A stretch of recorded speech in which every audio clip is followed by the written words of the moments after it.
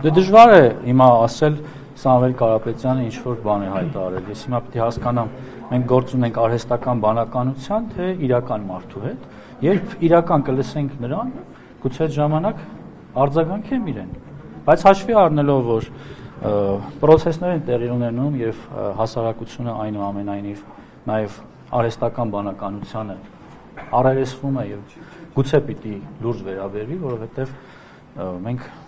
աշխատում ենք վիրտուալ մարդկանց հետ եւ ոչ իրական, բնականաբար պիտի վիրտուալ մարդկանց մասին խոսենք, հաշվի առնելով, որ երեք արդեն նրանք տեսանյութեր էին տարածում, որոնք մեղմ ասած հարից չէ ոչ քաղաքական ուժին եւ նաեւ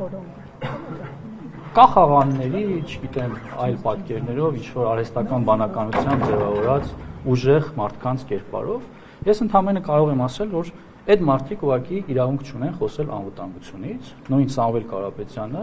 անվտանգությունից խոսելուց առաջ թող իրեն հաստա եւ հասարակությանը պարզաբանի, որ մի գերդաստան, մի ամբողջ գերդաստան